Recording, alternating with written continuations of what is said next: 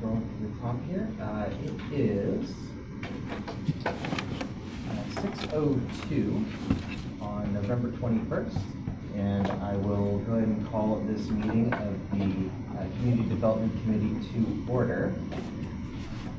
There's the rest of staff coming, I think. Let's go ahead and note the attendance, that all members of the committee are present, along with Councilmember Benson. And Councilmember Christensen. Say Councilmember, right? Didn't say okay. And let's go ahead and talk about the agenda here. Unless there's any objections, we'll go ahead and consider the agenda adopted. Then that takes us to public comments. We'll check to see if there's anyone who online wants to speak, or anyone here in the audience wants to speak about issues that are not on the agenda. Go ahead and raise your hand.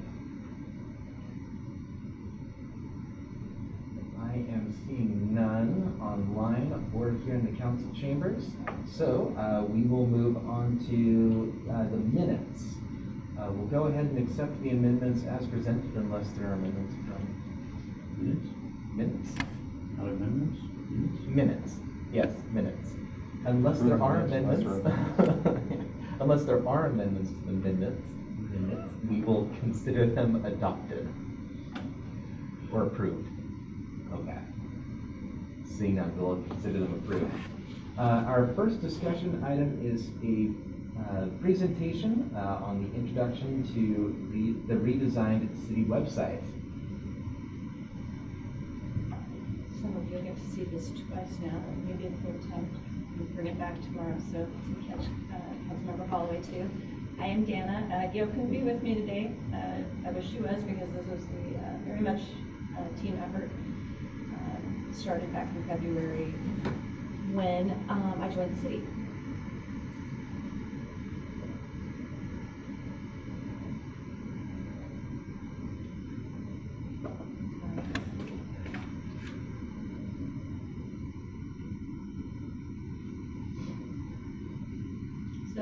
One of the first things we wanted to start with was looking at our current website and get feedback from departments, other users of it, to figure out in its current state how we could improve it, and make some slight changes along the way, that so when we transitioned to a new website, it wasn't too different, that there was familiarity with it, our current website. So one of our biggest goals was less clicks with more information, helping people find what they were looking for.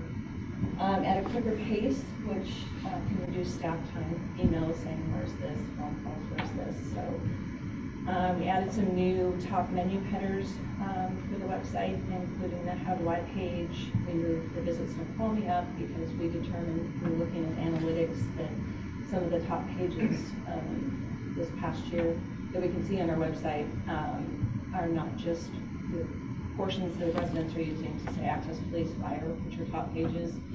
Our website attracts a lot of visits from visitors and tourists. One of the top pages of the city website this past year has been the Twin Peaks page. Snoqualmie Falls, trails, outdoor activities, along with things you would expect, the calendar, police, fire, utilities, paying their bills. So we wanted to try and incorporate some of that into the newly designed website and keep it easy to use. So the goal was, this is what it used to be, very text heavy. We kind of transitioned over here to more photos along the way. And then, so when the new website launched, which we knew was going to incorporate that, it was familiar. So we went through the website analytics, like I said, we went through researching other websites that we liked, what the current trends were. We identified a few favorites. We commissioned some new line art for the new homepage to kind of break up the boxiness of the Civic Plus platform. So we commissioned some art for that. IT was great. Set up the drone, pulled up Google Earth, knew exactly where to launch it for the photo that I told them I wanted. Then went through the typical process of mood board, design concept, and final approval, and now we're at the point where we're presenting it to all of you. We showed it to staff last week, but we wanted to provide you an opportunity to see it before it goes live to the public. And then I will stop the share.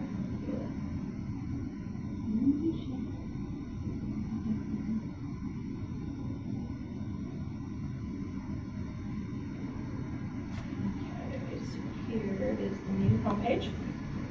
Some things we thought you'd like to see is that these new bars of buttons over here on the side are static. They will stay here. You can always find your agendas and minutes, watch meetings, contact us, and we did break this up so that each department is housed in a different building. There's contact info for those two all on one page. And then 3 different types of emergency alerts folks can sign up for. The new line art is right here, incorporating the river, the mountain, and the falls.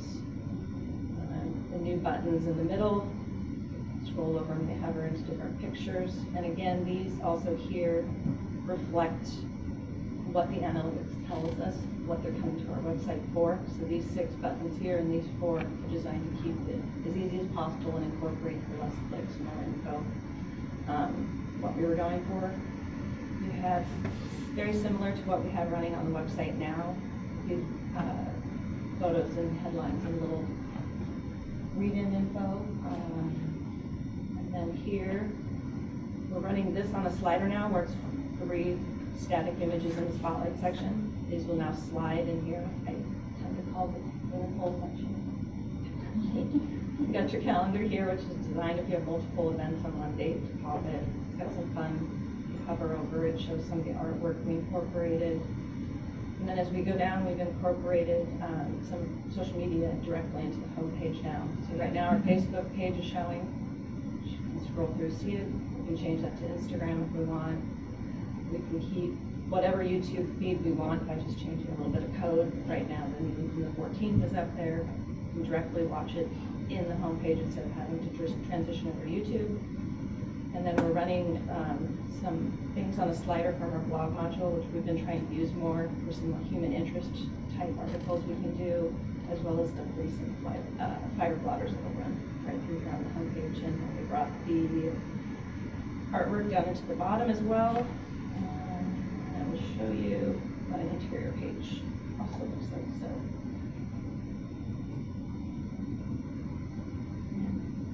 That's about it. Button show. These are always going to be here. And once we launch this on December 9th, walk into your meetings and do, where's my agenda? On the left page. Pull up the full page for you so you don't have to go dig into the calendar and look for it. That's about it. If you have a question, December 9th, it'll transition over from 7 to 9 a.m. and the goal is by 9 a.m. all the content on the current page will just seamlessly look new and different. Thank you. Questions?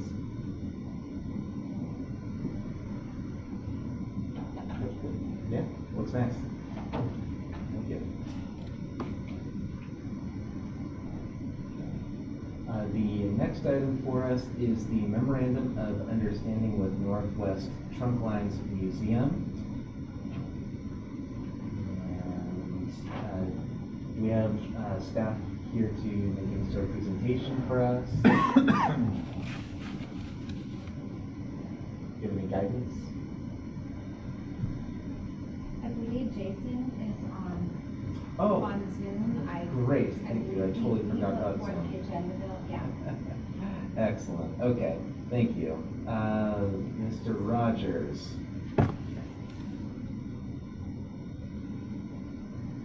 See if he's available. Geez, sorry, I was badly trying to find my buttons there. Apologies for that. Thank you. Sorry, I'm grabbing the agenda bill here. So what you have in front of you, oops, the right button. Oh, sorry, trying to hit the right button here. This is an agenda bill that would, for a memorandum of understanding with Northwest Trunk Lines Museum. So you'll recall back in September, the council heard a presentation from Mr. Hambling with Northwest Trunk Lines Museum describing his model train exhibit and the idea about constructing, or at least exploring construction of a facility here in Snoqualmie to house that model train exhibit. And so what this MOU, a memorandum of understanding, would describe actions to be undertaken by both Northwest Trunk Lines Museum and by the city in support of further exploration here. And so we negotiated this MOU between the city and the, sorry, let me scroll down to the beginning of the MOU here, between the city and Northwest Trunklands Museum.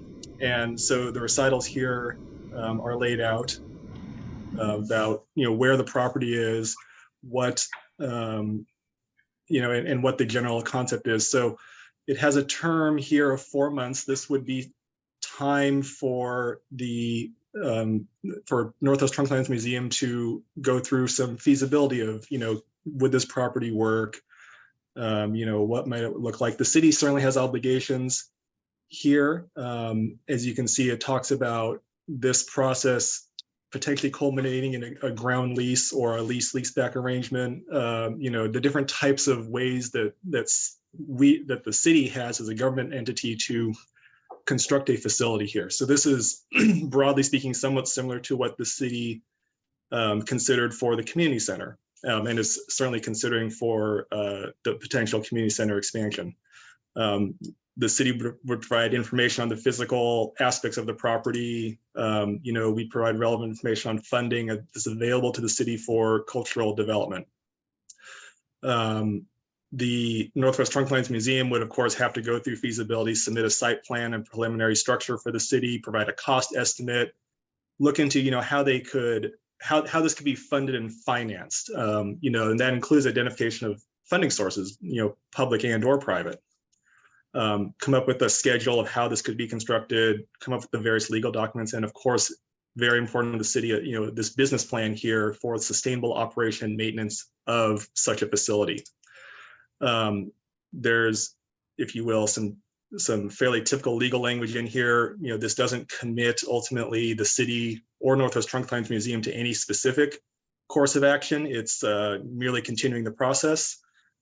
They can't assign it to anybody else, no commissions, and then some general standard legal language following that. I believe the city attorney is on the line if you have additional specific questions about the form of the MOU here. And I know Mr. Hambling is also in council chambers there, should you have questions for him. Thank you. Thank you. And I'll turn over to ask for any questions.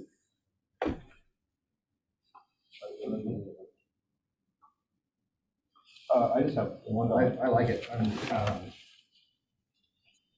think the overriding item in there is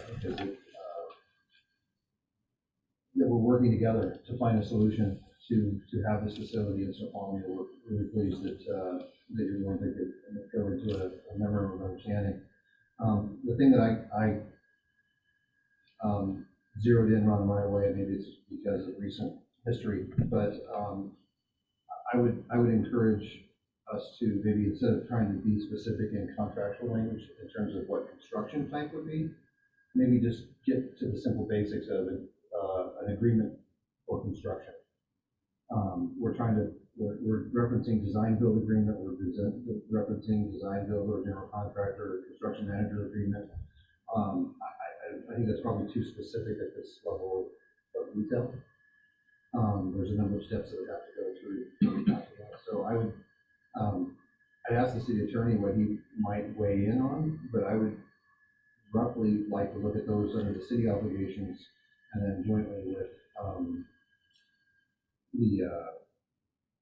I can't do Northwest TLM, that's just too much. We gotta call it, let's just say it with the model train museum. And come up with a way to say that, to phrase those parts in part one of the city's obligations to the city will go, basically do its due diligence on the conditions of a contract for construction. Bob, if you're there, I'm not sure how to phrase that, so I'm looking to you. Yeah, Mr. Sterling, do you have any thoughts on that?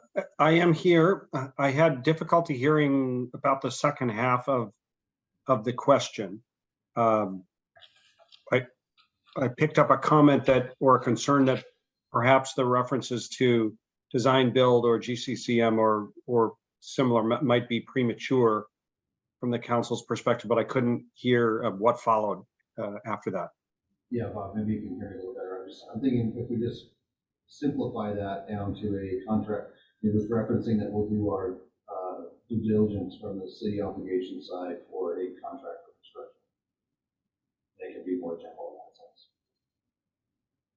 sense. We certainly could be more general. The reason that I referenced those specific pieces was so that, or specific possibilities, was so that everyone would have an idea of what might be coming, assuming that if we get the business deal points laid out, that this would be an approach where the city would be designing and potentially constructing it in conjunction with Mr. Hamling, Mr. Lovering, and whatever nonprofit entity they might form, as opposed to a more garden variety approach where the city decides to build a project on its own property. And I think, as we talked in the community center context, it's more complicated to do it in conjunction with another party, and there are only a handful of specific tools that are available to enable a city to do that. So that was the reason for me just calling out what those might be, on the assumption that that was the direction that we would be headed. But we could certainly try to craft it more generally, if that were the council's pleasure. Yeah, I'm just bringing that up as a comment, just to, I guess, it would be obviously after discussion of the committee and then a determination by the council at that level. But I'm just trying to see if there's a way to simplify some of that, so we don't feel like there's complicated. It seems a little complicated in that sense. At this MOU level, if this was a agreement for a joint venture or agreement for actually putting that in place, then I understand it. Right. As indicated, I was just trying to identify the target or potential targets at which we were pointing, as compared to, for example, if the goal was just to arrive at the deal points for a conveyance of the property by the city to an entity for them to develop it. And, by way of an example, that is the model that the city followed for the King Street lot. There was an option to purchase and a process, and then the property was sold after the council had reviewed and approved certain conceptual developments.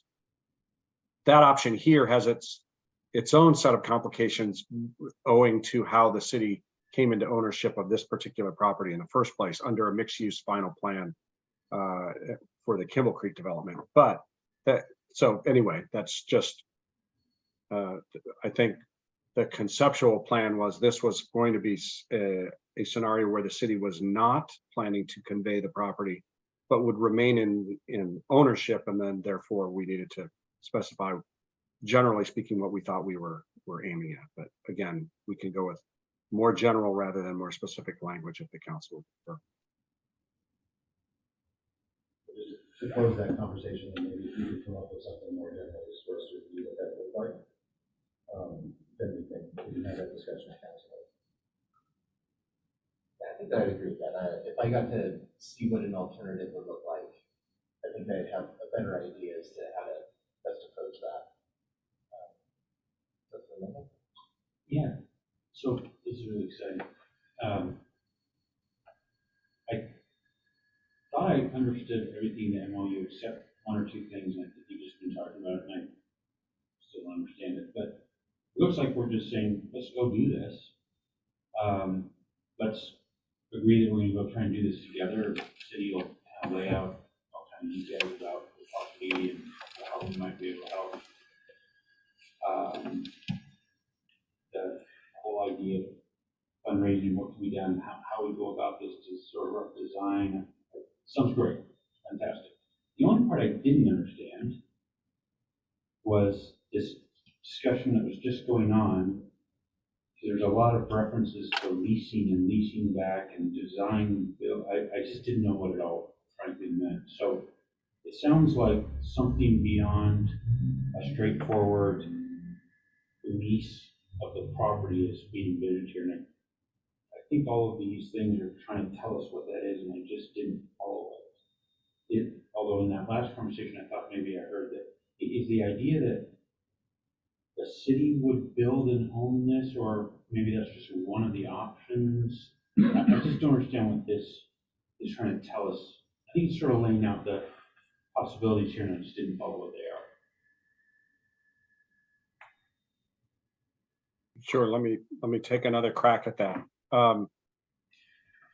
And the complexity is owing to the fact that if the city is the owner of the property and potentially I'll just speak to this generally, and then if the committee is looking for more detail and legal pros and cons, either an executive session either now or with full council might be, an appropriate way to have that fuller conversation. But just remember, broadly speaking, if the city owns property and something is going to be built on it that has public money in it, or that the city undertakes the construction, or the cost of the construction can become a lien against the property potentially. The city wants to specify the details of what is built because the city may be an owner someday. Then under various scenarios, then whatever is built becomes a quote unquote public work with the quotations around those words. And if it is a public work, then various requirements kick in as to how whatever it is designed and built. One method is the one you're all familiar with, the traditional design bid build, where the city hires an architect or an engineer, designs it, takes on the design liability that comes with that, then gets a set of plans, puts it out for public bid, and then builds the project. Far from the conversations, that's not a model that anyone's interested in following here. Another method is similar to how the community center was built the first time around, or the existing building was constructed, which is the city owned the property, leased it to a developer, solicited proposals, then leased it to a developer who built the project, leased it back to the city.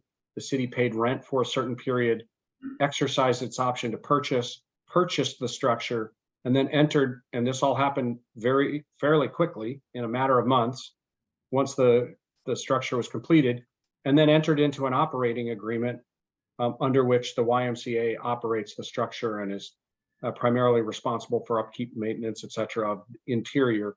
City has the property and grounds and owns the building.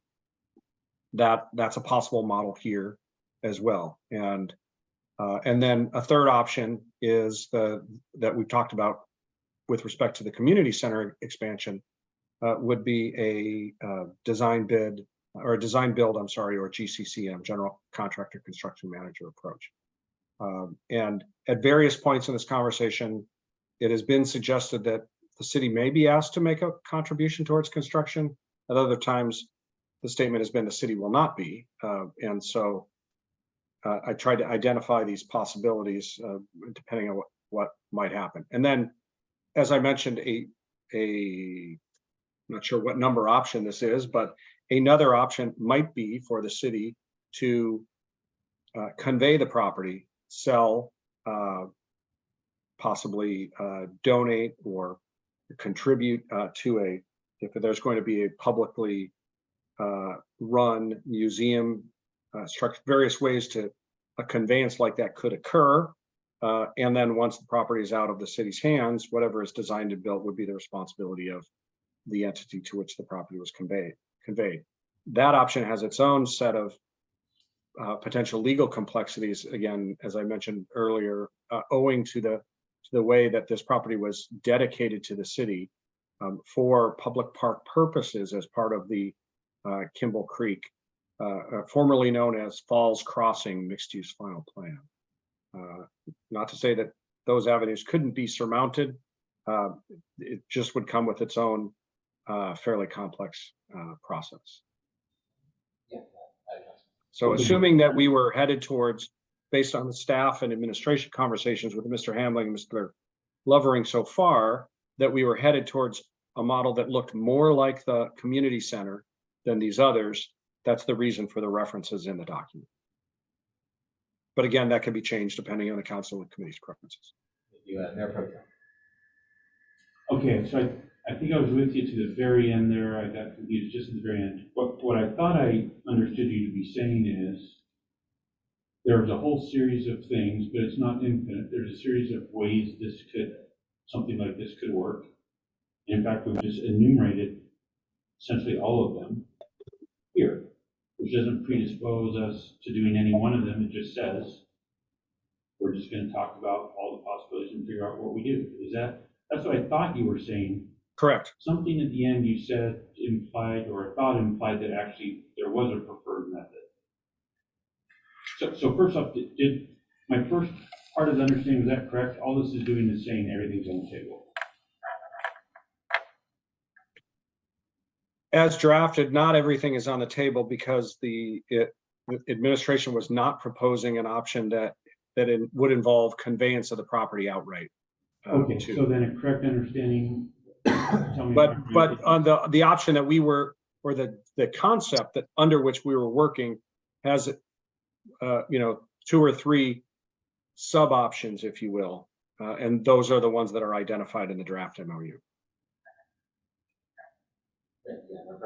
Yeah, so let me see if I've got this. So it's, everything's on the table except not a sale for various reasons that you mentioned. But all other options are on the table, and this Correct. is enumerating what those are, such that we're clear that these are the things that are on the table, and we'll see where the discussions go. Is that right? Correct, that's correct. Got it. Councilman Bissett? Yeah, what I was only suggesting was flipping that around and saying, instead of here are all the options that we know of and maybe we missed a couple, why don't we just designate the one that's not the preferred of conveying the land, and that the city, through its obligations, will summarize those other options that are possible through the process of the 2 months of the MOU development, so that we can, so you don't, instead of having to try to spell out what would be talked about, would spell out that we'll come to an agreement on a construction, a type of construction, and a way to convey the project through the course of the city's obligations, so that the applicant, I guess, I don't want to say applicant, but the 2 parties can then discuss that through the course of the MOU to determine which is the best one that makes most sense. That keeps it completely flexible and open as well. Plus, if you happen to not mention one in this paragraph, it doesn't mean that you excluded it inadvertently, and then have to negotiate. Okay, well, we need to add that back in through amendments because we're going to go a different route. I'm just trying to come up with a way to simplify all that says the city will spell out the different ways we can contract, and this is what we won't do. And I kind of wonder if it'd be nice to perhaps have a preferred method that maybe it turns out the council doesn't want to do for whatever reason, but we could have alternatives to that. So perhaps if there are, if there's more than one possible route, that the council could have a menu, even if there's a preferred route from staff in Northwest Snoqualmie. Yeah, that's what I was headed towards too, is that, okay, yeah, I mean, if we have a preferred method, that's fine, but it's not, we've got 4 months to do this. You don't have to pick one. Well, the applicants are, sorry, while the Northwest Trunkline Museum team is working out all their things of what they want to do, the city can work through various options, communicate with them, and come up with the right one that doesn't have to be decided in the MOU. That's what I was trying to get at, is we need to really decide on one MOU, or try to figure out all the different options, but merely just suggest this is the one we don't want to convey the land, so we'll come up with, negotiate in good faith to come up with a way for the basic terms of the transaction, is what I was trying to get at. So I would simplify that. If we're in agreement on this as a committee, and I'll just ask Mr. Sturbank and staff if they're clear on the direction. But personally, just check with the committee. Does someone in agreement on this? Yeah, I think so. If I understand, the idea here is we want to put everything on the table and see where it goes, except selling. Let's just say that and keep it simple, but either way, just, yeah, let's go do this. Yeah. Let's go do this. That is the bottom line. It is the bottom line. Let's go do it. So then, Mr. Sturbank and staff, does that direction seem clear? What we're asking you to do, the slight tweak to the MOU? I'm sorry, was that a question to me? Yes, predominantly Mr. Starbank, yeah. Is it clear what we're asking to do? Yes. Okay. Yeah, no problem. Yeah, I just had one question. I don't need it answered tonight, but I'll be curious as this goes along.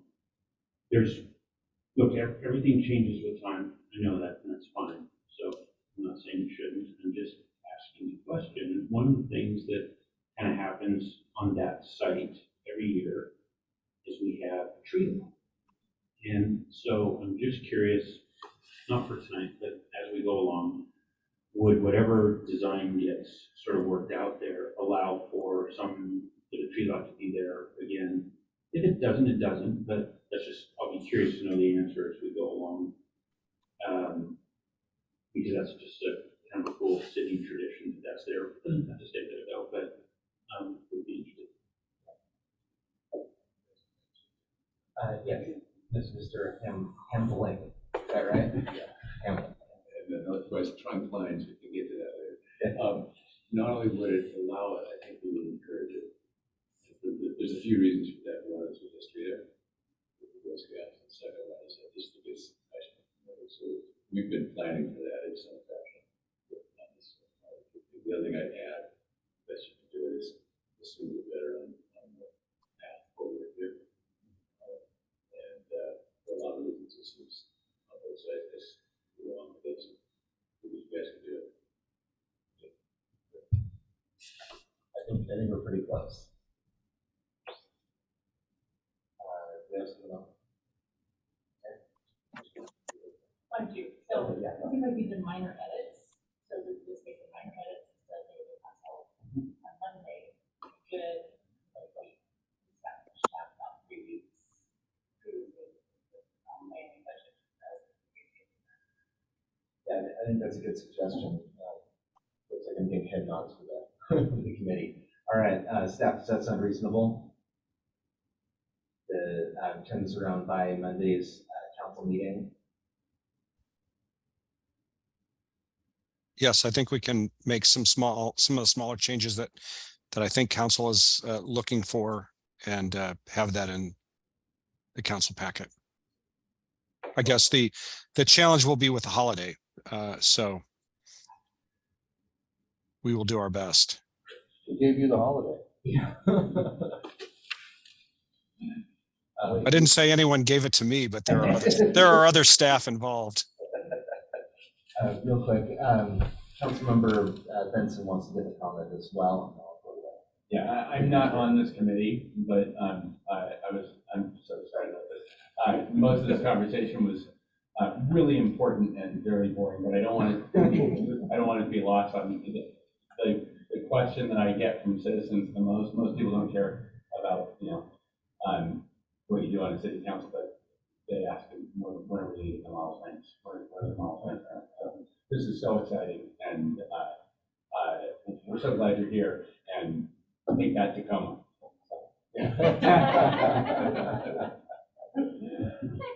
City administrator, Yeah, all I was going to say is a practical matter. We're going to try to get the council to pack it out instead.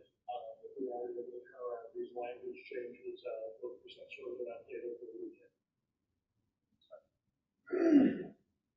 Okay, any other comments on this item? Yeah, good.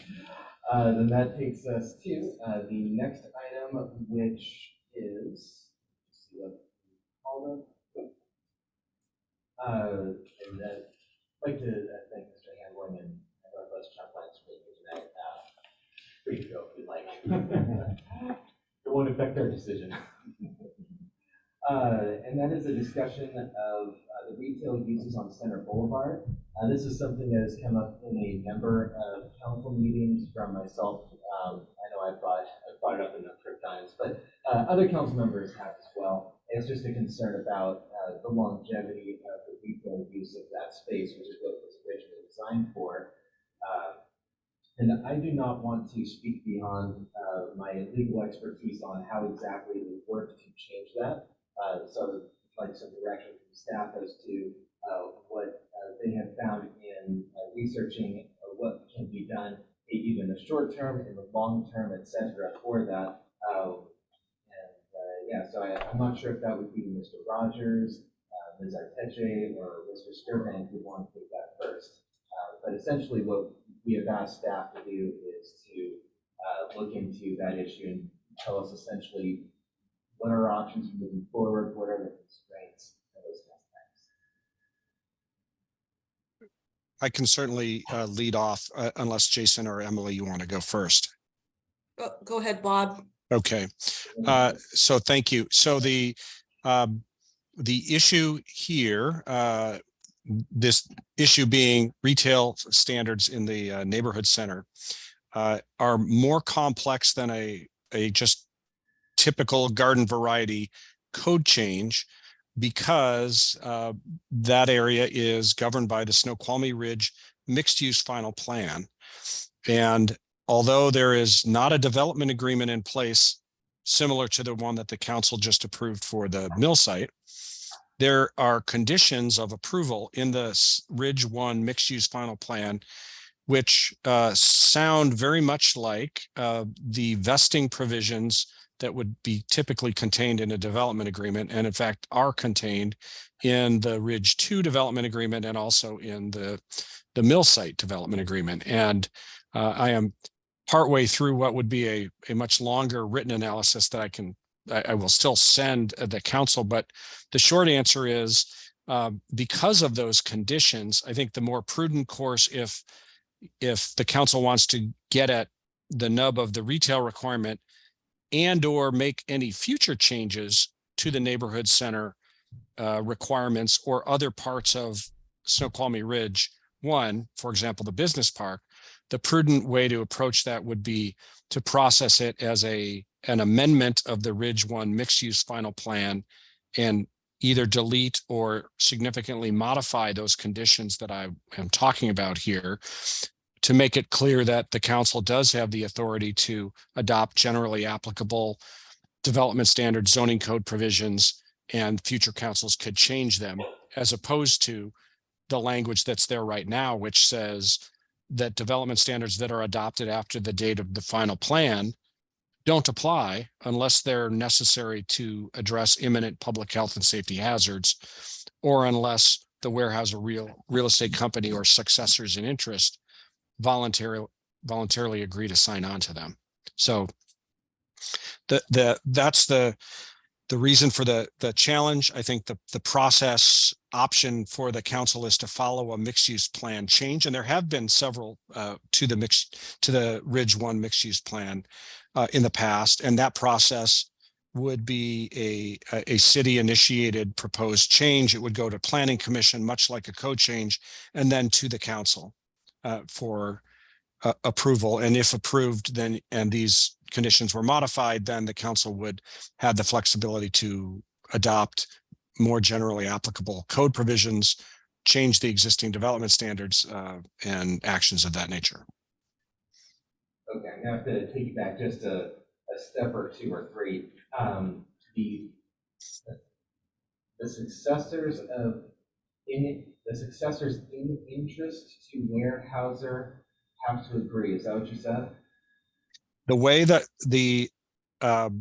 well, they, under the existing condition, yes, unless council were to change those conditions of the mixed use final plan through a plan amendment process, which I believe the council has authority to do. Okay, so we have a plan amendment process that the council can do to either change or clarify something. And what you said was that goes to the planning commission first and then to the council. Is that correct? That's correct. Okay. Thank you. Councilman Goldstein. Yeah, Bob, I want to make sure I understand, because I think going down the path of a mixed-use final plan amendment is certainly a direction we could go. There are examples, however, of numerous other jurisdictions when they've gone through the process of creating a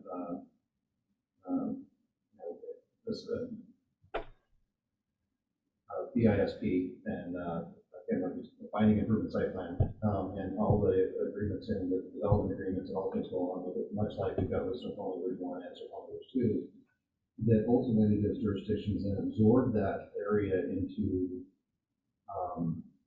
or we can say it differently, they not terminate, but convey completion of those binding improvement site plans and mixed-use final plans, and it becomes a part of the city's municipal code for code enforcement and code language then within the municipal code governs what happens. Is that an option here as well, or is that something, am I mixing up too many things?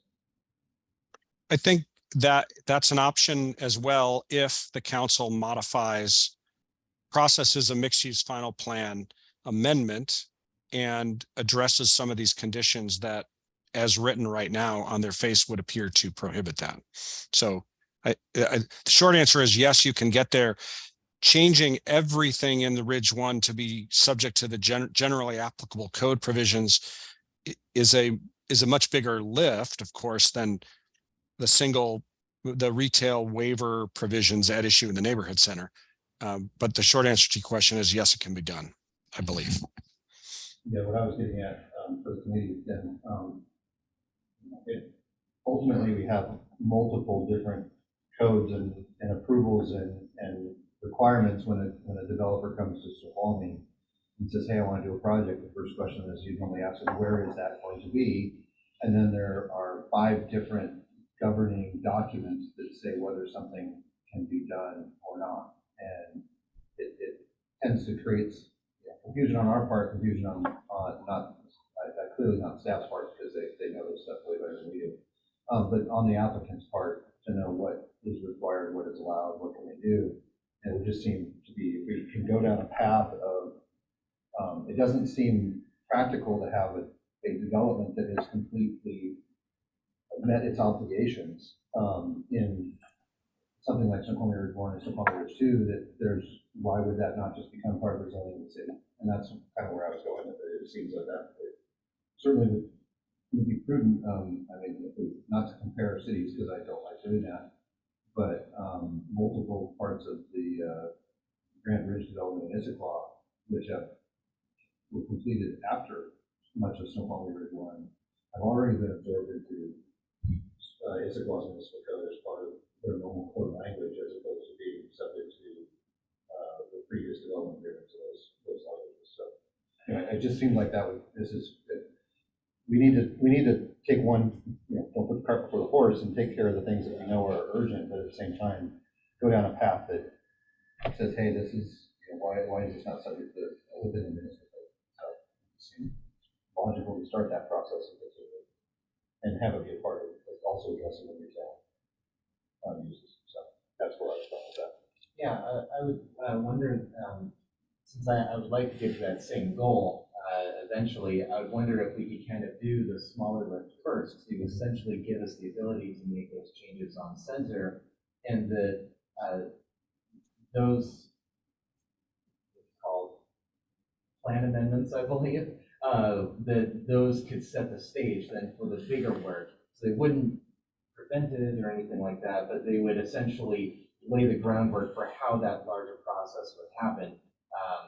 Even though, for the most part, most of the Snoqualmie Ridge mixed-use final plan would stay in place for the time being, we would have that process in place for taking pieces either at a time, or if we want to do this as a bigger lift, as a whole thing. That's something that I suppose we can decide down the road. But we could essentially get the process started with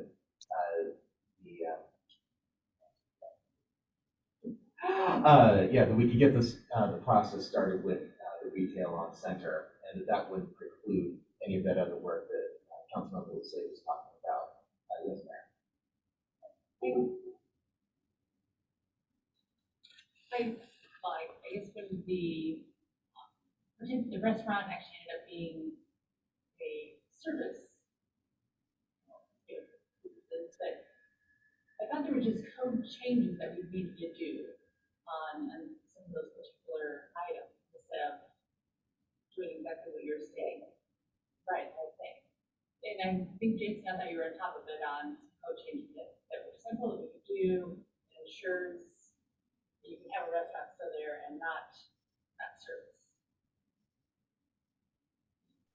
Can you hear me? I'm sorry, Mayor, it's just tough to hear. Could you repeat that?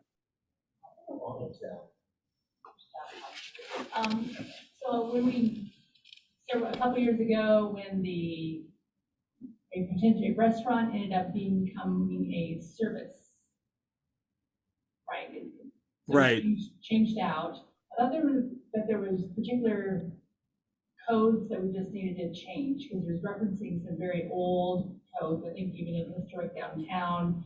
And so if you change the coding there, then or the zoning, then it would have not allowed the service, and we could also run it through and had it approved by council. There's some minor things that you can do that we were going to. Well, yeah, and you're correct that was our initial impression, Mayor. But as Mr. Sturbank referenced, there is a provision in the mixed-use final plan. It's condition number 5 specifically that says development standards adopted by the city after the date of the final plan don't apply. And so, should we make such a change to the code, then arguably under that condition 5, that change would not affect Snoqualmie Ridge, anything done under the Snoqualmie Ridge mixed use final plan. So the code would certainly be different, but it's in the same way that when we, for example, look at critical areas regulations in Snoqualmie Ridge, we are referring back to the version in effect when the mixed use final plan was approved. So that's a version from 1992, just as a comparative example there.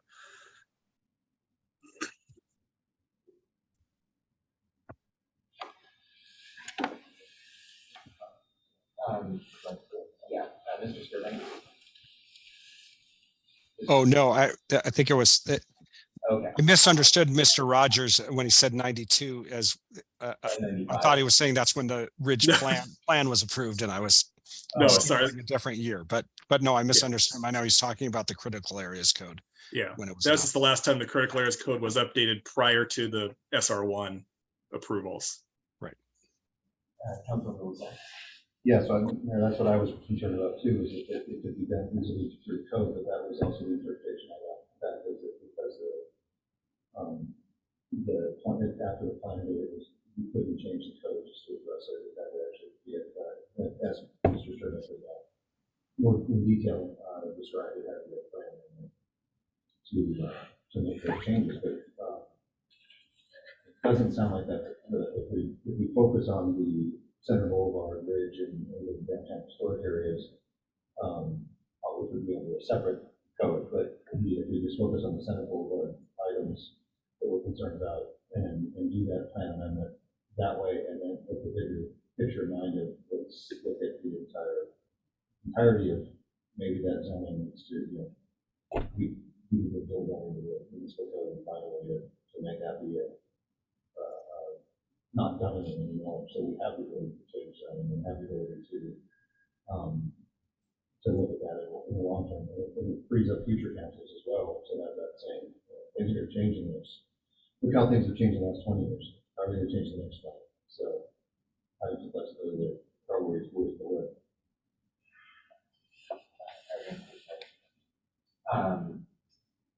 I would wonder, Mr. Sturbank, could we make a plan amendment that would change that item 5, whatever it was, Article 5, or whatever, that says that from now on code changes do apply?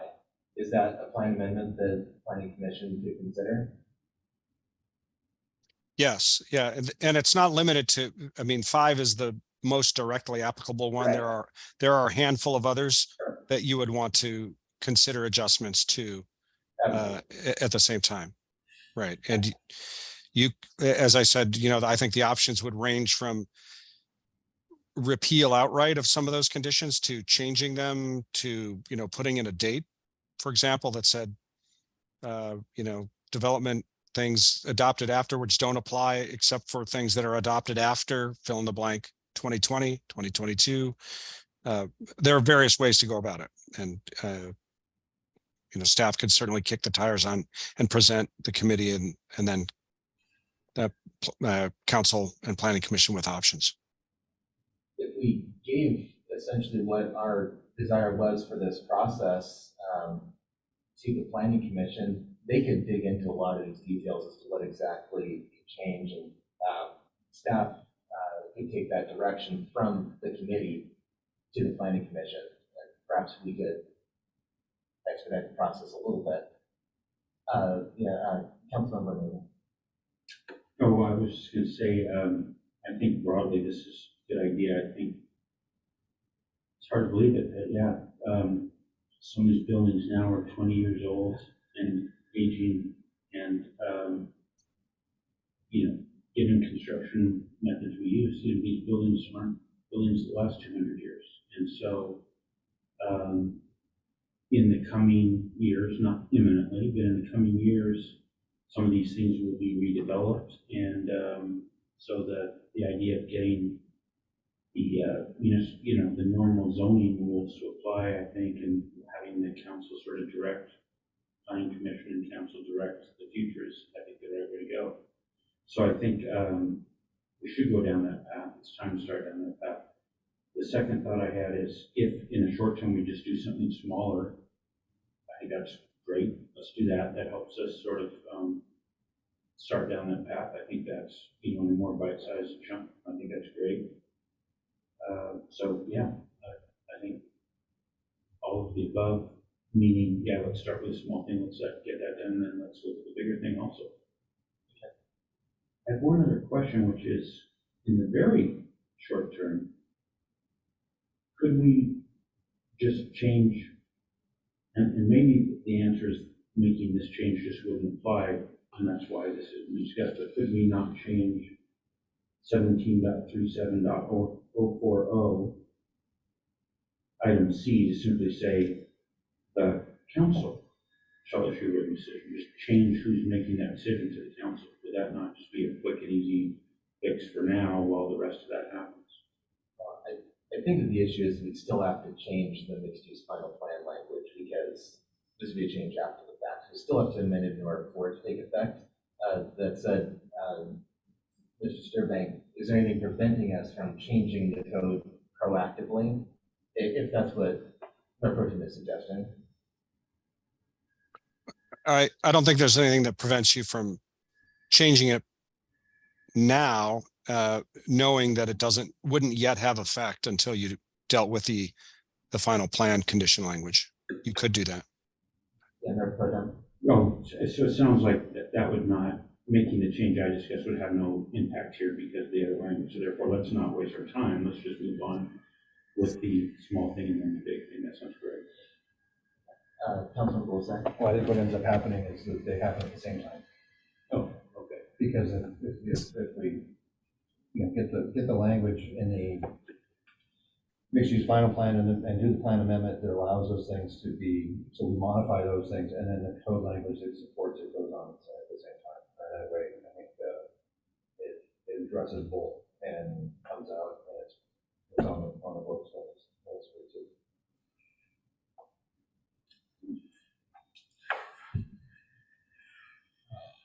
So in my mind, I feel like both the committee and staff have direction for essentially what we want the planning commission to do. Since my understanding is the process has to go to the planning commission anyway.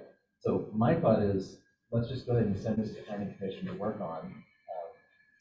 I want to, from the committee, do we feel like we need to give any more direction to the planning commission, and to staff feel like we need any more direction? But let me start with the committee first. My only question is, to make a request like that at the planning commission, is that something this committee can do, or is that something the full council needs? Oh, I thought. No, I don't know. Oh, okay. I thought we could just do it. Okay. Yeah, staff. That's a great question. Can we? Is this something that needs to come from the full council to the planning commission, or can the committee give this work to the planning commission? Well, typically a plan, a mixed use final plan or a plan amendment is a quasi judicial action that would be initiated by an application of some sort. And I would defer to Mr. Rogers and Ms. Artechi exactly how that would happen in this context. So for this one, I think the proper approach would effectively be for the city to apply for a plan amendment, which would then get processed, as discussed through a planning commission review and recommendation process, and then they would forward that to the city council, of course. Practically speaking, I think it would be helpful, especially as the council is, or I should say, at least so far, this committee, I won't try to speak for the full council, of course. Since there appears to be a desire to proceed with this one, that should likely come from the full council, so that we have, the council formally expressing their desire for this to move through the process. Councilman Rowland, sorry. So, Jason, what would it then take? Is it just a matter of then, with support of the mayor, asking staff to prepare something that we could then, as a council, essentially agree to or motion to have occur? I guess, how does that actually happen? Yeah, I think in this case, what we could do is just not to make it too, if you will, excessive process-wise. Typically when we ask council to take actions, we would be preparing an agenda bill. I don't think we need a resolution or anything on this, although I would, of course, defer to the city attorney on that one. But we could prepare an agenda bill. The council could just by motion, ask the mayor and the administration to submit the application and proceed through the process. This is where a council member says second. That's actually Yeah. If we could do motions in commission and committees, then that's what we do. if we could. Yes. Okay, make it so. Will do. All right. Any other comments on this from the committee? Any other thoughts from staff on this item that you want us to be aware of? The only piece, this would, it comes with any process like this, of course, is when an application would start the process, there'll be public notice associated with it. And because there is language in other conditions that refer to the applicant and the applicant including successive owners, I think that it's important for us to, and obviously that's a staff function to make sure that notice gets sent, but that will be notice, and the opportunity for comment will of course be a part of this process going forward.